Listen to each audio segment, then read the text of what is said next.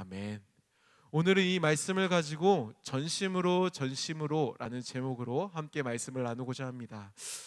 여러분 혹시 여러분들 요즘에 어떤 유튜브를 많이 보십니까? 유튜브 보시죠? 뭐 지하철에서 이동하실 때도 보실 거고 자기 전에 침대에 누워서 이렇게 잠깐 1시간 정도 보시기도 하고 뭐 그러실 건데 어떤 채널 요즘에 좀 많이 보세요? 저는 몇 가지가 있는 것 같아요. 일단 혹시 아시는 분들도 있는데 그 광고하는 거 아니고 이섭이라는 채널 아십니까?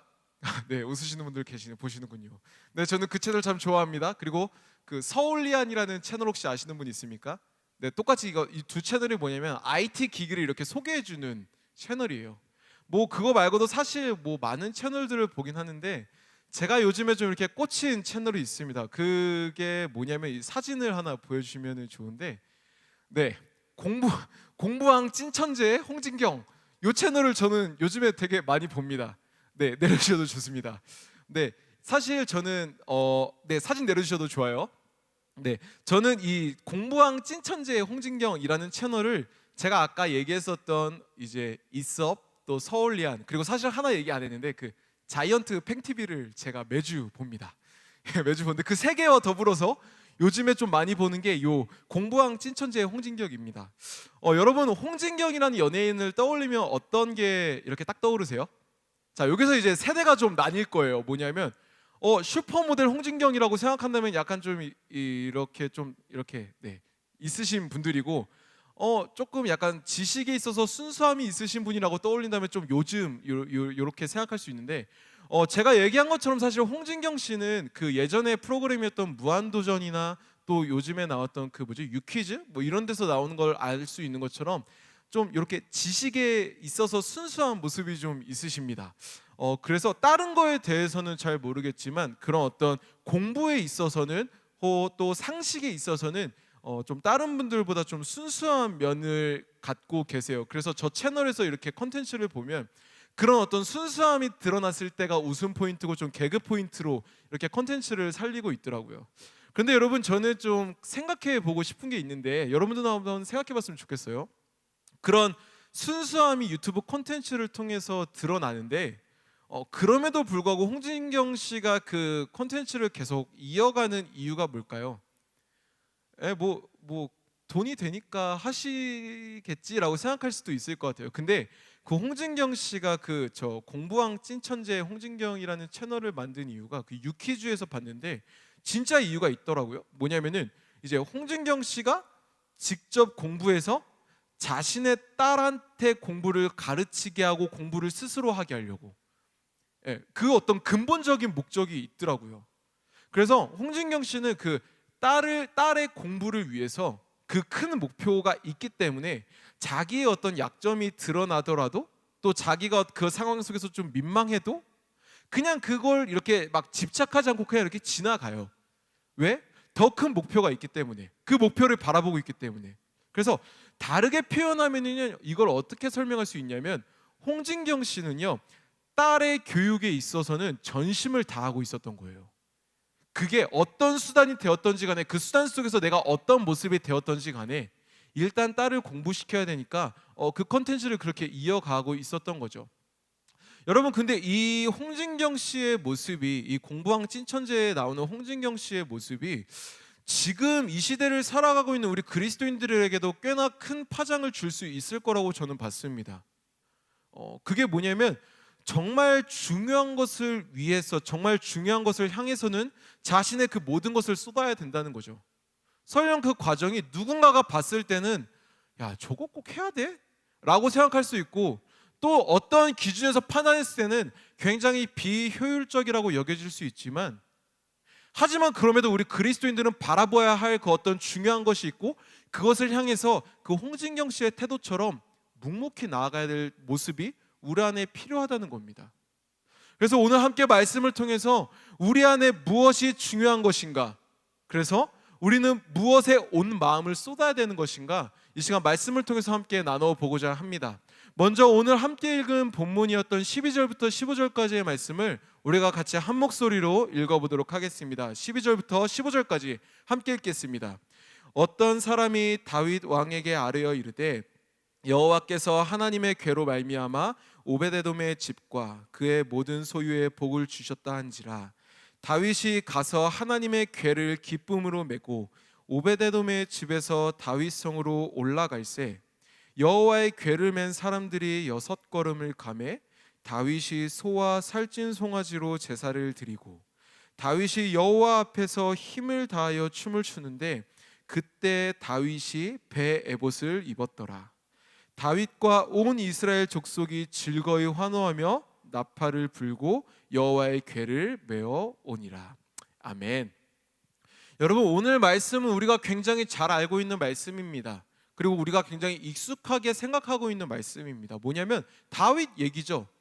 그 가운데서도 다윗이 언약궤를 인도하고 오는, 언약궤가 들어오고 있는 장면이 오늘 함께 나눈 말씀입니다. 그래서 짧은 설명이라면 오베데돔이라는 사람의 집에 한 3달 정도 있었다고 해요. 그랬다가 그곳에서 이제 언약궤를 다윗이 있는 예루살렘에 있는 그 성으로 옮기는 과정이 오늘 말씀에 나오는 장면이었습니다. 여러분, 이때 분위기가 어땠을까요? 네, 저 안에서 들리고 있는 것처럼 굉장히 환호가 있었을 거예요. 굉장히 모든 말씀에 나온 것처럼 엄청난 축제의 상황이었다는 거죠. 그래서 왕이 제사장들이 입던 옷이었던 배 에봇을 입고 힘을 다해 여호와 하나님 앞에 춤을 추고 있다고 이야기합니다. 그리고 왕과 함께 온 백성들이 환호하고 나팔을 불면서 굉장히 기뻐하고 있다고 오늘 말씀은 얘기하고 있습니다. 여러분, 이 말씀의 분위기를 우리가 조금 더 입체적으로 알 수 있는 방법이 있는데요. 제가 그 방법을 좀 영상으로 준비했습니다. 같이 영상 보고 계속 말씀 나누도록 하겠습니다.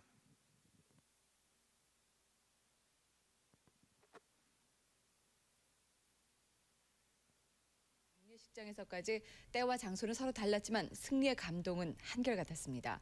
현원섭 기자가 취재했습니다. 유족과 조문객들이 TV 앞에 바짝 다가앉았습니다. 장소가 장소인지라 상대방의 골문을 위협하는 아슬아슬한 순간에도 간헐적인 박수 소리만 흘러나올 뿐입니다. 하지만 후반 25분 볼레트가 출렁이는 순간 장례식장이 떠나갈 듯 함성이 울려 퍼집니다.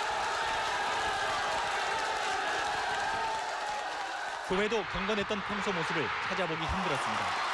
첫 골이 터지는 순간 교회가 떠나갈 듯 신도들의 함성이 터집니다. 스님들도 잠시 체면을 접고 열광의 도가니 속으로 빠져들었습니다. 기분 너무너무 좋습니다. 대한민국이 이제 우승도 할 수 있을 것 같아요. 서해 최전선 백령도는 긴장감을 떨쳐내고 축제 분위기에 휩싸였습니다. 해병대는 자신들이 원조 붉은 악마라며 머리에 빨간 띠를 두르고 결전의 자세로 한국팀을 응원했습니다.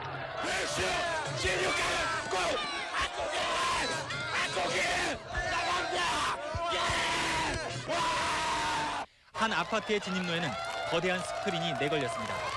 알록달록한 얼굴의 꼬마들에서부터 깨끗한 머리의 노인들까지 한자리에 모였습니다. 목이 터져라 외쳐대는 주민들의 힘찬 응원이 밤하늘을 찌릅니다. 한시도 TV에서 눈을 뗄 수 없었던 어젯밤, 중국 음식점은 배달을 거부했습니다. 바빠서 배달 못 해주거든요. 네, 축구경기 끝나면 배달해드릴게요. 월드컵 48년의 염원이 이루어지던 밤, 나이도 직업도 사는 곳도 서로 달랐지만 승리의 기쁨과 감격은 한결같았습니다. MBC 뉴스 현원섭입니다. 네, 우리 청년들 중에는 어쩌면 2002년생 혹시 있나요? 지금? 네, 모르겠습니다. 모르겠습니다. 근데 저는 2002년 때가 이제 중학교 시절이었거든요. 근데 그 시절에는 이 축구 때문에 학교를 단축 수업을 했습니다. 응원하러 가라고 이렇게 해주고 그랬었는데, 여러분 어쨌든 이 영상을 보면서 어떤 생각이 드셨습니까? 네, 월드컵을 놓고 온 국민, 뭐 스님, 교회, 뭐 해병대, 뭐 장례식장에서 이거 쓰고 이렇게 막 환호성을 지르는 모습을 보여줬는데, 어쩌면 언약궤가 들어올 때의 분위기가 이런 분위기가 굉장히 흡사하지 않았을까라는 저는 생각을 해봤습니다. 그래서 모두가 기뻐하고 모두가 환호하고 모두가 축제의 상황이었던 시대, 혹은 그런 어떤 분위기, 그게 어쩌면 우리가 영상에서 봤던 저 분위기가 오늘 말씀에 나오는 이 언약궤가 들어올 때 그 다윗이 춤추고 온 백성들이 환호하고 나팔 불던 그 분위기가, 저 분위기가 가장 흡사하지 않았을까라는 생각을 해봤습니다. 그런데 여러분 혹시 언약궤가 뭐길래 그렇게 기뻐했는지 아십니까? 언약궤가 뭡니까? 네, 뭐 언약궤가 언약이 담겨진 뭐 상자 뭐 그런 거겠죠. 네, 언약궤라는 건요, 요즘 이제 큐티 하시는 분들은 아시겠지만 큐티 본문으로 나오는 그 출애굽기를 통해서 처음 등장을 합니다. 그래서 하나님께서 이제 직접 모세를 통해서 야, 이런 재료로 이런 사이즈로 이렇게 데코를 해가지고 만들어라고 하신, 좀 이런 표현이 어떻게 들리실지 모르겠는데 약간 여호와 리미티드 에디션 박스거든요. 그게 약간 그런 느낌이에요. 그래서 굉장히 그들에게는 하나님이 정해주신 규칙으로 만든 상자가 언약궤예요. 하지만 이스라엘 백성들이 그 언약궤가 단순히 하나님이 직접 사이즈로 만들어주신 거라서 기뻐했던 건 아니에요. 그 언약궤의 진짜 의미는 뭐였냐면요, 하나님의 임재를 상징하는 것이 바로 언약궤의 의미였습니다. 그래서 하나님이 함께 하신다, 언약궤가 들어오고 있네, 야, 이제 우리 안에 하나님이 함께 하실 거야 라는 그 의미가 오늘 그 상황 속에 담겨져 있었던 거죠. 그래서 그 임재가 있을 때 하나님의 말씀이 선포되어지고 우리의 죄가 드러나며 그 죄가 하나님 앞에 용서되어진다 라는 의미가 언약궤가 들어온다라는 그 과정 가운데 담겨져 있는 의미라는 겁니다. 그랬기 때문에 언약궤가 들어오는 그 과정 속에서 다윗은 또 이스라엘 백성들은 정말 나팔 불고 춤추면서 환호성을 지르면서 엄청 기뻐했었던 거죠. 그런데 여러분, 이 언약궤를 떠올리시면서 우리는 한 가지를 한번 고민해 보고 싶습니다. 뭐냐면요, 여러분들 마음 가운데 있는 언약궤는 무엇입니까? 여러분들의 삶 가운데에는 무엇이 언약궤라는 것입니다. 여러분들의 삶에는 언약궤가 무엇으로 이루어져 있습니까? 이 말이 무슨 말이냐면 무엇이 여러분들의 마음 가운데 진짜 기쁨을 주냐는 겁니다. 무엇이 여러분들의 마음 가운데에 위로를 주냐는 거고요. 어떤 것에 여러분들의 마음을, 온 마음을 다해 쏟고 있냐, 어떤 거에, 어떤 대상에, 어떤 물건에, 어떤 상황에 여러분들의 마음을 쏟아붓고 여러분들의 가치를 두고 있냐, 이 질문을 저는 여러분들에게 던지는 겁니다. 여러분들의 언약궤는 무엇입니까? 어쩌면 분야에 따라 가치를 두는 게 다를 것입니다. 제가 한번 이 가치라는 이 키워드를 구글에서 한번 검색을 해봤거든요. 그러니까 되게 다양한 게 나오더라고요. 그래서 좀 두 가지 정도만 찾아봤는데, 먼저 산업회사, 산업을 이렇게 하는 뭐 공장이나 뭐 이런 뭐 그런 산업회사에서 얘기하는 최고의 가치가 혹시 뭔 줄 아세요? 여러분? 뭘 것 같아요? 돈? 돈도 돈인데요. 거기서 너무 홈페이지에다가 저희는 돈이 최고의 가치입니다 하면은 좀 그렇잖아요. 그래서 산업회사에서 얘기하는 최고의 가치를 뭐라고 얘기하냐면 안전이라고 얘기를 해요. 그래서 다치지 않게, 뭐 어떤 사고가 일어나지 않게, 그거에 가장 가치를 둔다라고 얘기를 하더라고요. 그렇다면 영업회사에서 얘기하는 최고의 가치는 뭘까요? 돈일 수도 있을 거예요. 하지만 역시나 영업회사 그 홈페이지에 들어가서 얘기하는 최고의 가치냐 뭐냐, 최고의 가치가 뭐냐라고 보니까 고객이라고 해요. 네, 뭐 좀 더 넓게 보면 고객을 통해 들어오는 뭐 자본이 될 수도 있겠지만, 어쨌든 산업회사에서의 최고 가치는 뭐에 두냐면 안전에 둔다 그래요. 또 영업회사에 있어서 최고의 가치는 어디에 두냐면 고객에 둔다고 해요. 그리고 우리 여기 청년들과 우리 3040 세대들도 이 예배를 보시고 있는 분들 중에도 계시겠지만, 애플이라는 그 회사에서 혹은 삼성이라는 그 회사에서 만드는 그 스마트폰, 그것들을 개발할 때 가장 가치를 두는 거는 뭘까요? 뭐 고객이기도 고객이겠지만 제가 요즘 느끼는 거는 혁신인 것 같아요. 더 새로운 거, 더 우리 삶에 좀 더 직접적으로 편함을 줄 수 있는 거. 근데 이렇듯 각자의 분야에 따라 그들이 최우선으로 여기는 것들이 다 달라요. 하지만 이런 회사들 두는 가치들이 다 다른 그런 회사들이지만, 이런 회사들에게도 공통적인 모습이 하나 있습니다. 그게 뭐냐면요, 자신들의 가치를 훼손시키는 것과는요, 그들은 타협하지 않아요.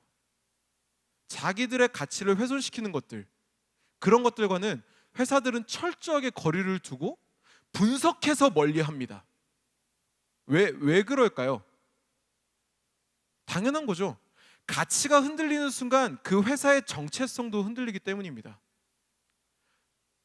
스마트폰 아니면 전자기기, 노트북을 만드는 회사에서 갑자기 음식을 가치를 둔다?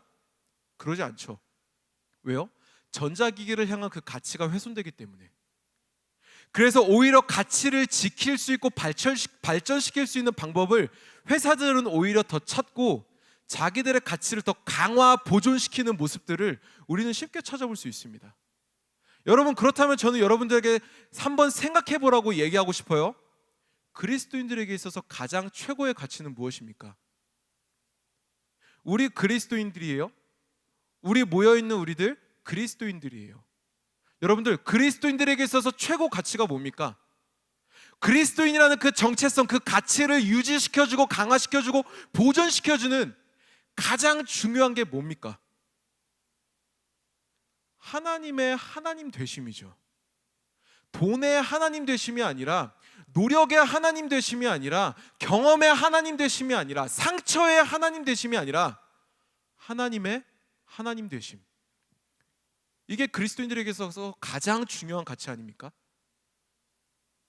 하나님을 하나님으로 믿고 찬양하며 그분을 닮으려 노력하는 것, 이것을 우리는 신앙생활이라고 하죠. 우리 그리스도인들에게 있어서 참된 자유와 위로를 주시는 분은 오직 하나님 한 분밖에 없습니다. 하나님 외에 다른 어떤 것은, 다른 모든 것은 여러분들을 노예로 삼으려 합니다. 기억하십시오, 여러분. 하나님이 아닌 다른 것은 여러분들을 노예로 삼으려 합니다. 돈을 생각해 보십시오. 경력을 생각해 보십시오. 사람을 생각해 보십시오. 스펙을 생각해 보십시오. 많은 것을 생각해 보십시오. 하나님이 아닌 다른 것은 어느 순간 여러분들을 천천히 노예로 잠식시킬 겁니다. 진짜 하나님은 하나님 한 분밖에 없다는 거예요. 그 하나님만이 우리 삶의 진짜 언약궤라는 겁니다. 돈이 언약궤라는 게 아니에요. 우리의 노력이 언약궤라는 것이 아니에요. 사람이 언약궤라는 것이 아니에요. 오직 하나님만이 우리의 언약궤라는 것입니다. 하나님만이 참된 위로와 쉼을 주시고 진짜 지혜, 즉 진리를 알게 하시며 우리의 연약함, 우리의 상처들, 우리의 어떠한 부족함들을 용서해 주신다는 겁니다. 여러분, 저는 이 시간 여러분들에게 권면합니다. 여러분들에게 도전합니다. 여러분들의 마음에 하나님을 하나님으로 여기십시오.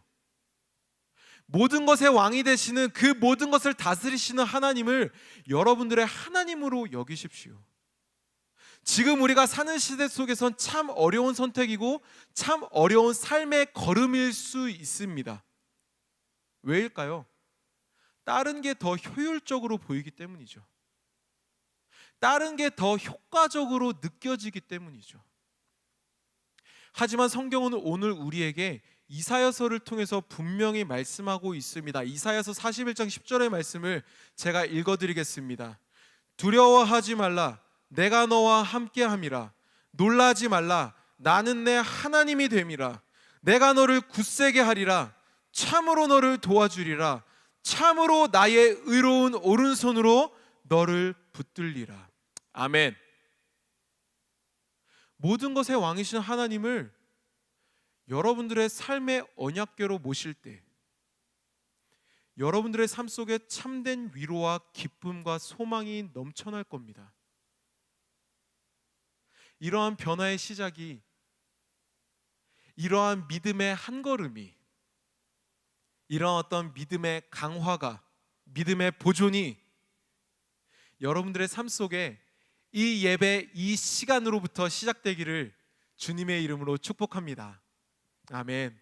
우리 다음으로 우리는 이 언약궤에 대해 반응하는 두 사람의 모습을 한번 살펴보고 싶어요. 두 사람이 누구냐면 첫 번째는 다윗이에요. 두 번째로는 다윗의 아내였던 미갈입니다. 먼저 함께 오늘 본문 14절부터 15절의 말씀을 우리가 같이 한번 읽어보도록 하겠습니다. 14절부터 15절의 말씀을 함께 읽겠습니다. 다윗이 여호와 앞에서 힘을 다하여 춤을 추는데 그때 다윗이 배 에봇을 입었더라. 다윗과 온 이스라엘 족속이 즐거이 환호하며 나팔을 불고 여호와의 궤를 메어 오니라. 아멘. 이 말씀을 통해 당시 다윗 왕은 이스라엘 백성들과 함께 매우 기뻐했다는 것을 우리는 알 수 있습니다. 아까 그 영상을 봤기 때문에 어느 정도로 기뻐했는지 더 자세히 상상해 볼 수 있죠. 여러분, 그런데 상상되십니까? 한 나라의 왕이에요, 다윗은. 다윗 왕이 백성들이 서 있는 길 한복판에서 춤추고 있다고 해요. 약간 이런 느낌이겠죠. 제가 왕이라는 건 아니겠지만 제가 하나님의 임재가 너무 깊어서 저 혼자 막 여기서 막 춤추고 있는 거예요. 네. 여러분, 보통 왕이라면은 어떤 모습이 상상되세요? 되게 근엄하고 이렇게 말 위에 앉아 있고 이렇게 허허허 웃으면서 인자한 미소 좀 날려주고 이렇게 좀 막 환호하는 백성들 향해서 손 한번 이렇게 좀 흔들어주고, 그런 왕의 모습이죠. 왕관 쓰고 화려한 옷 입고. 근데 오늘 말씀에 나온 다윗 왕은 그런 모습은 아니에요. 말씀대로 보면 이래요. 힘을 다해 춤을 추고 있다고 합니다. 더운 지방이었기 때문에 아마 다윗 왕은 굉장히 땀을 많이 흘렸을 것 같아요. 땀을 흘려서 머리가 이렇게 송글송글 떡졌겠죠. 더군다나 입은 옷도 왕의 옷을 입지 않았다고 해요. 배 에봇을 입었다고 해요. 여러분, 여기서 배 에봇이 뭐냐면 아시는 분들도 있겠지만 그 제사장들이 입는 옷이에요. 그러니까 뭐 지금으로 치면 약간 그 가끔 목사님 그 하얀 가운 입으시잖아요. 약간 그런 느낌이라고 상상해봐도 좋을 것 같아요. 그래서 보통 왕은요, 많은 사람들 앞에 나설 때 왕복을 입어요. 그렇죠? 그래서 그 왕복을 입음으로써 자기의 지위와 권위를 나타냅니다. 왕관도 쓰고요. 하지만 다윗은 오늘 말씀에 보면요, 제사장들이 입는 옷인 배 에봇을 입는다 그래요. 그래서 왕복을 안 입고 배 에봇을 입었다는 거죠. 여러분, 이 말이 무슨 말일까요? 아니, 다윗이 옷도 많을 건데 왜 배 에봇을 입었지? 왜 입었을까요? 옷이 없었을까요? 옷을 다 빨아가지고 말리지 않아서 뭐 배 에봇, 그런 게 아니에요, 여러분. 오늘 이 말씀에 나온 다윗이 왕복을 벗고 배 에봇을 입은 건요, 다윗은 그 여호와의 언약궤가 들어오는 그 순간 왕의 임무를 내려놓고 하나님을 예배하는 예배자로서 그 자리에 나아갔다는 겁니다. 여러분, 왕이라는 그 직분이 있었지만 다윗은 왕이라는 그의 직분, 그 직분을 나타내는 왕복은 예배자라는 가치 앞에서는 쓸모없는 옷이었다는 거죠. 그래서 그는 왕복을 벗고 배옷을 입고 하나님 앞으로 나아가 힘껏 춤을 추었다는 겁니다. 다윗의 최우선 가치는 왕이라는 직책이나 왕이라는 권력에 있었던 게 아니에요. 그의 가치는, 그의 어떤 최상의 가치는 하나님께 있었다는 거죠. 더 자세히는요, 하나님의 임재 앞에 그의 가치를 뒀다는 겁니다. 그리고 하나님을 경외하는 왕을 따라서 그가 다스리는 이스라엘의 많은 족속들도, 많은 백성들도 그와 함께 즐거워하고 함께 환호하고 함께 나팔을 붑니다. 그렇게 그들은 함께 하나님의 임재하심을 기쁘게 찬양했던 거죠. 여러분, 이 가운데 우리는 미갈의 모습도 함께 살펴봐야 됩니다. 오늘 본문에 나왔던 오늘 16절을 통해서 우리가 미갈의 모습을 같이 보고 싶은데요, 함께 사무엘하 6장 16절 말씀 같이 읽겠습니다. 여호와의 궤가 다윗성으로 들어올 때 사울의 딸 미갈이 창으로 내려다 보다가 다윗 왕이 여호와 앞에서 뛰놀며 춤추는 것을 보고 심중에 그를 업신 여기니라. 아멘. 네, 여러분, 여기서 나오는 다윗의 아내 미갈이 어떤 마음을 갖죠? 네, 다윗을 마음속으로 업신 여겨요. 마음속으로 무시하고 이렇게 낮잡아 봤다는 겁니다. 근데 여러분, 그거 아셔야 돼요. 미갈이 다윗을 미워했을까요? 미갈이 다윗을 사랑하지 않았을까요? 아니에요. 사랑했어요. 왜 그랬냐면 사무엘상 18장 20절을 보면요, 미갈이 다윗을 정말 사랑했다고 이야기하고 있어요. 그리고 사무엘상 19장에 보면요, 그 미갈 아빠인 사울 왕이 다윗을 죽이려고 하거든요. 근데 미갈이 사울 왕을 속여서 다윗을 구해주기도 해요. 그만큼 사랑했다는 거죠. 그런데 여러분 이상하지 않아요? 아니 다윗 왕을 미갈은 분명히 사랑하는데, 그리고 미갈은 다윗의 아내인데 이스라엘이라는 그 나라의 여왕일 건데 왜 그녀는 하나님 앞에 기뻐 춤추는 다윗을 보고 업신여겼을까요? 왜 그랬을까요? 그 이유는요, 방금 읽었던 16절을 자세히 보면 알 수 있습니다. 여러분 이 본문에서 미갈에 대해서 어떤 호칭을 쓰고 있습니까? 16절 잠깐 다시 띄워주시겠습니까? 네, 이 본문에서 보면요, 미갈에 대해서 뭐라고 얘기하냐면요, 사울의 딸이라고 얘기합니다. 다윗의 아내라고 얘기 안 해요. 뭐 이스라엘의 여왕 이런 표현도 안 써요. 사울의 딸이라고 얘기합니다. 여러분 사울이 누굽니까? 네, 다윗 전에 있었던 이스라엘의 첫 번째 왕이에요. 그래서 사무엘에게 처음으로 기름 부음 받은 왕이었고, 이 말은 뭐냐면 여호와 하나님이 처음으로 세웠던 왕이 사울 왕이에요. 그래서 블레셋 군대 앞에서 사울 왕은 사실 자기 마음대로 제사 드려서 하나님께 버림을 받긴 하지만 그거 말고 나름대로의 업적도 사울 왕에게는 있었어요. 그런데 오늘 본문에서 미갈을 다른 호칭들도 많을 건데 왜 하필 사울의 딸 미갈이라고 했을까요? 이것이 그녀한테는 가장 중요한 가치였기 때문입니다. 그녀의 캐릭터였기 때문이죠. 하나님 앞에 열심으로 춤추며 찬양한 다윗이 가족들에게 다시 돌아옵니다. 축복을 하러. 근데 그런 돌아온 다윗을 향해서 미갈은 이렇게 얘기합니다. 함께 사무엘하 6장 20절의 말씀을 같이 볼게요. 함께 읽겠습니다. 다윗이 자기의 가족에게 축복하여 돌아오매 사울의 딸 미갈이 나와서 다윗을 맞으며 이르되, 이스라엘 왕이 오늘 어떻게 영화로우신지 방탕한 자가 염치 없이 자기의 몸을 드러내는 것처럼 오늘 그의 신복의 계집종의 눈앞에서 몸을 드러내셨도다 하니. 네, 여러분 미갈이 칭찬하고 있는 것 같습니까? 아니죠. 조롱하고 있습니다. 다윗을 조롱하고 질타합니다. 왕이 돼서 아주 염치도 모르는 쓸모없는 사람같이 몸을 드러냈다고 얘기하고 있습니다. 그래서 춤추는 다윗을 향해서 미갈은 분명 이렇게 생각했을 거예요. 뭐 약간 이런 좀 아내분들 입장에서 이렇게 언어를 표현해봤는데, 어머 저희가 저기서 뭐 하는 거야? 왕이 돼가지고 지금 저기서 뭐 하고 있어? 어머 내 체면도 있는데 저기서 저희가 지금 뭐 하고 있는 거야? 미쳤어? 뭐 이런 식으로 얘기를 하지 않았을까라고 저는 상상을 해봤는데, 결국 미갈에게 있어서 여러분 최고의 가치는요, 언약궤 하나님의 임재 거기에 있지 않았어요.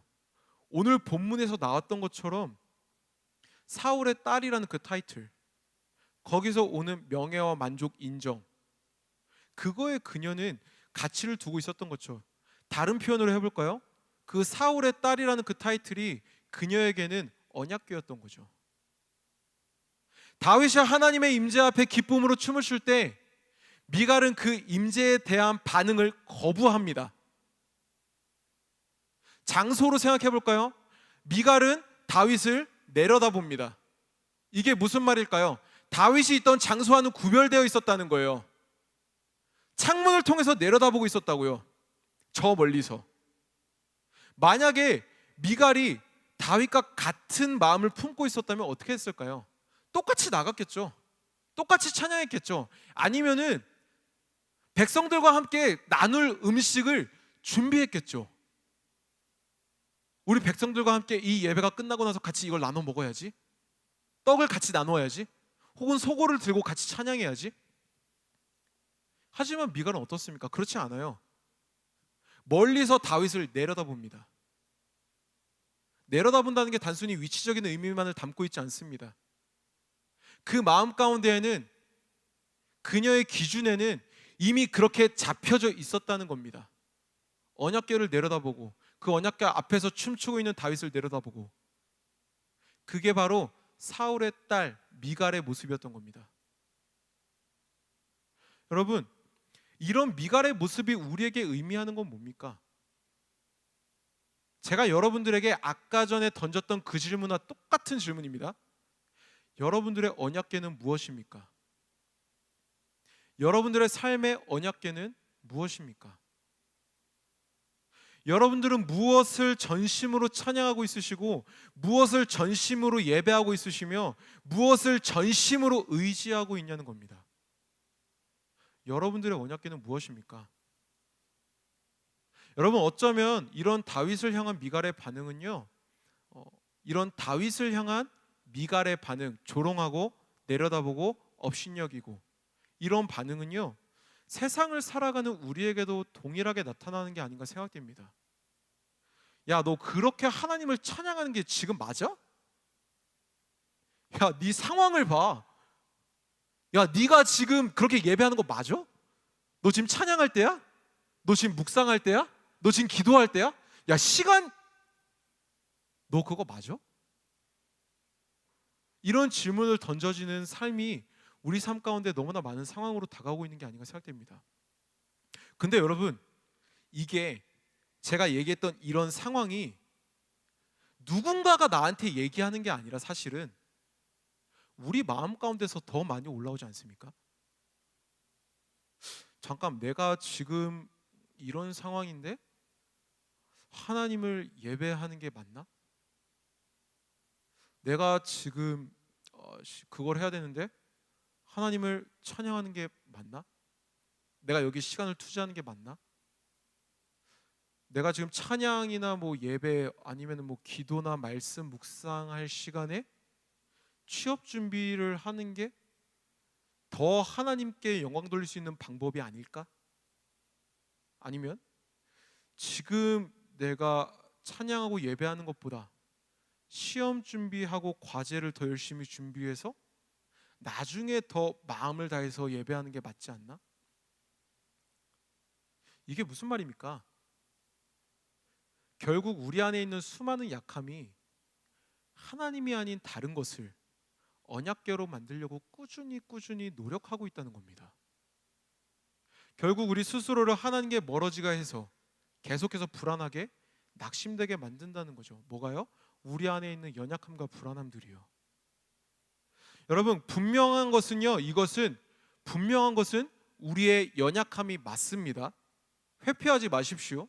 우리 안에 있는 죄성이 맞고요, 우리 안에 있는 연약함이 맞고 우리 안에 있는 상처가 분명히 맞습니다. 하나님을 믿음에도 여전히 흔들리고 불안해하는 우리들의 연약한 모습이 우리 안에 있음을 우리는 직면해야 됩니다. 근데 이런 우리를 향해서 성경은요, 절대로 정죄하지 않아요. 야, 너 왜 그랬어?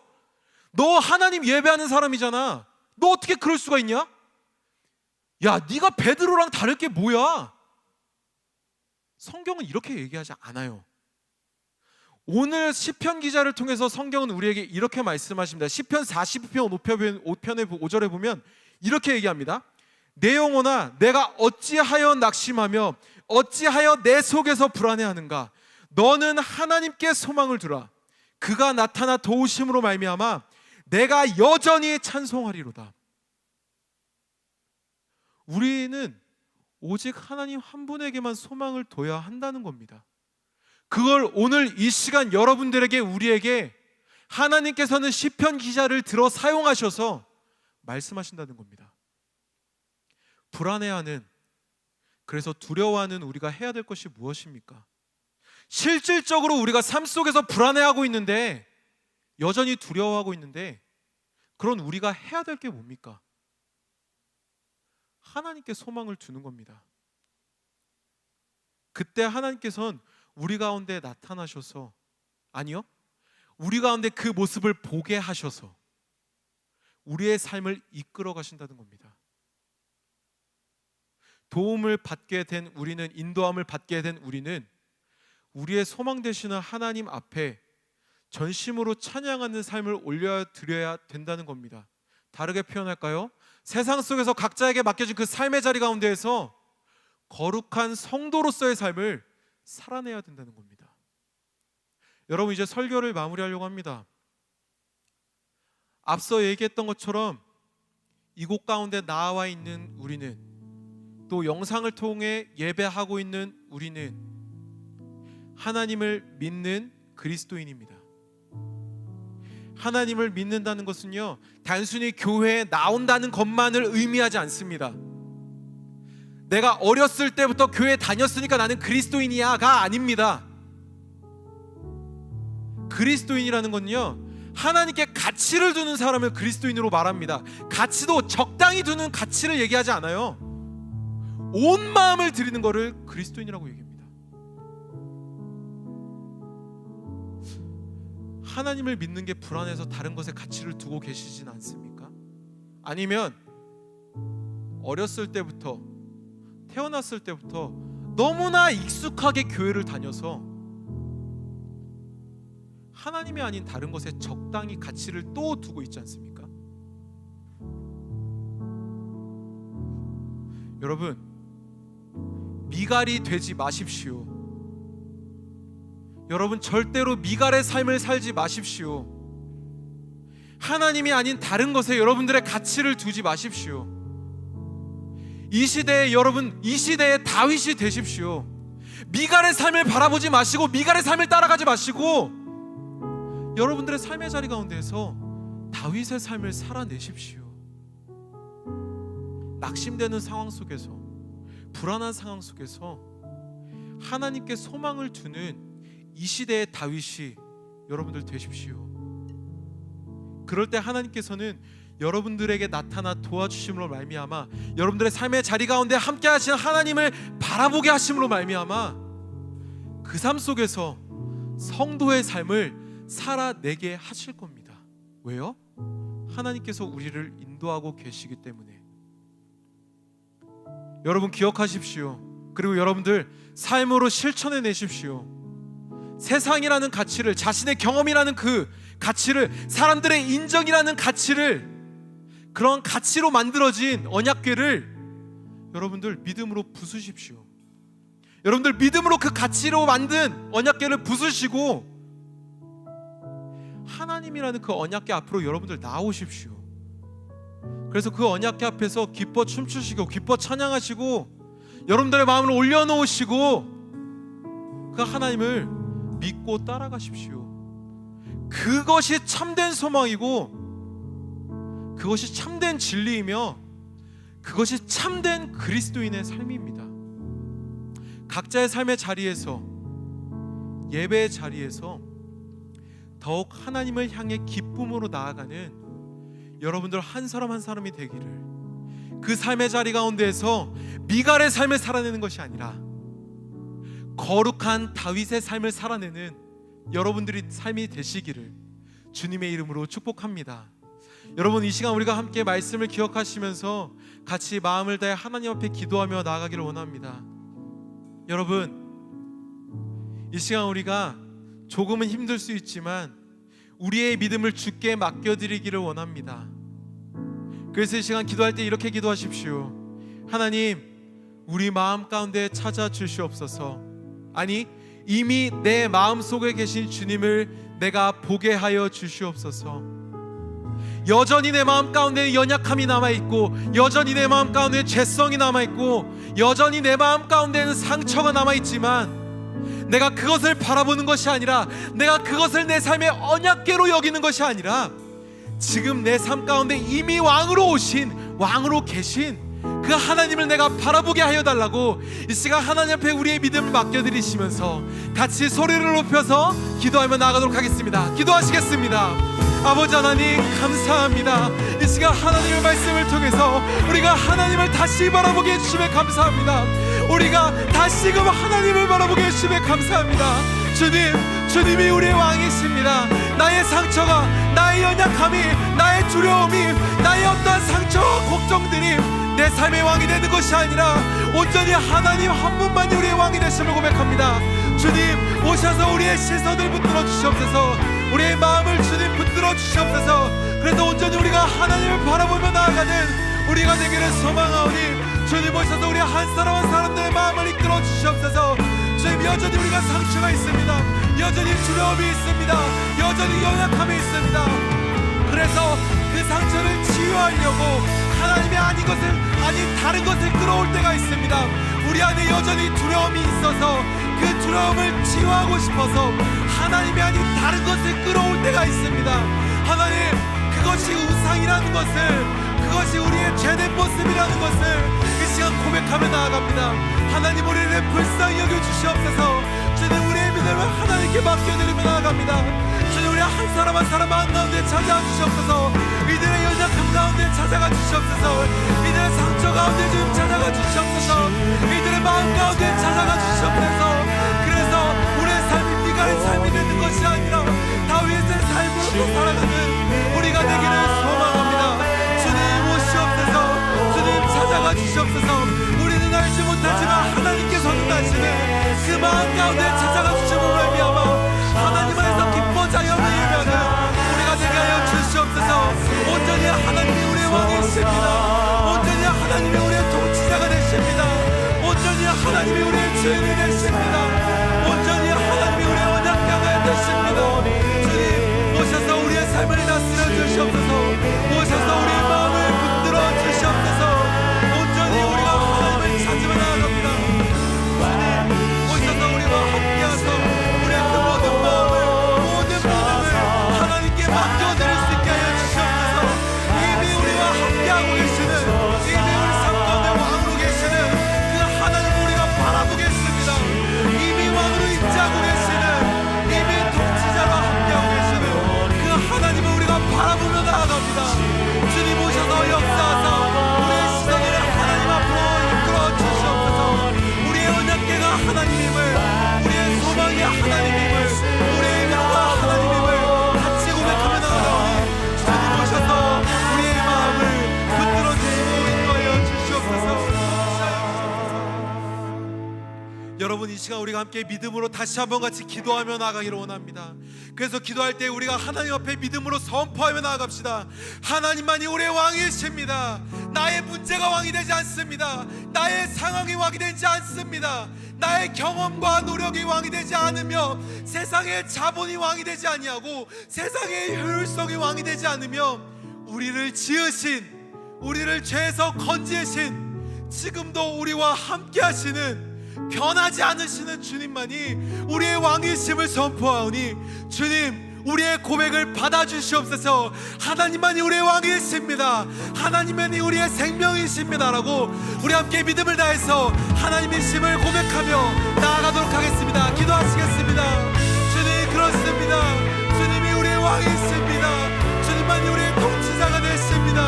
주님만이 우리의 생명이 되십니다. 주님만이 우리의 소망이 되십니다. 주님만이 우리의 산속이 되십니다.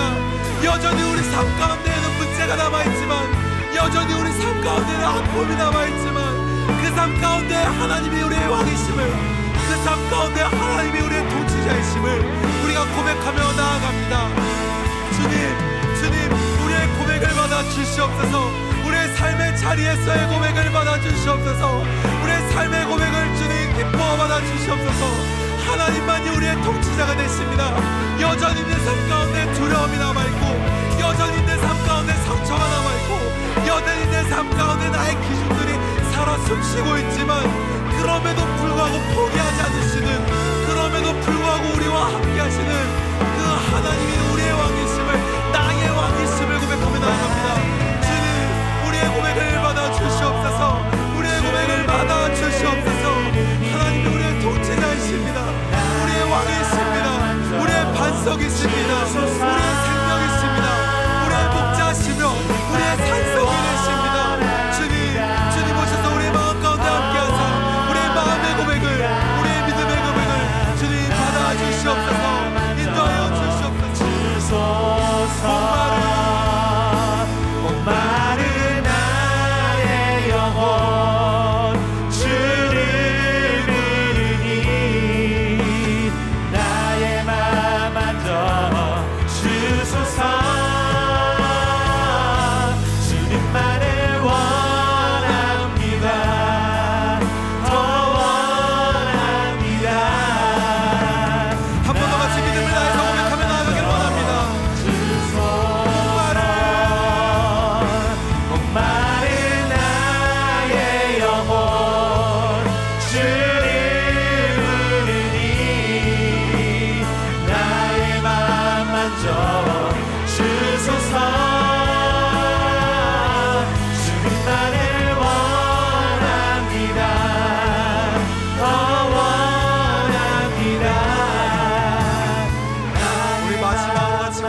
나아가길 원합니다.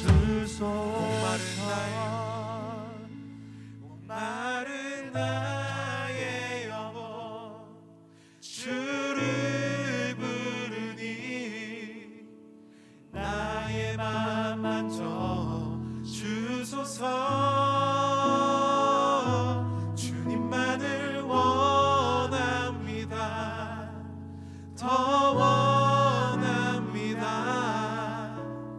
나의 맘 만져 주소서. 주님, 참 주님 앞에 우리의 모습을 비출 때면 우리의 연약함으로 인하여서, 우리의 여전히 남아있는 죄성으로 인하여서, 우리 안에 남아있는 여전한 상처로 인하여서 자신 있게 나아가지 못할 때가 있는 것은 아닌지, 하나님이 아닌 다른 그 어떤 것을 하나님으로 여겼던 것이 있었던 적은 없는지 돌아보게 됩니다. 주님, 연약한 우리들이고 죄성으로 넘어지는 우리들이지만 그럼에도 불구하고 여전히 우리와 함께하여 주시어서 우리를 포기하지 않으시고 오늘도 앞으로도 예배자로, 친구로, 자녀로 부르시는 그 하나님을 찬양합니다.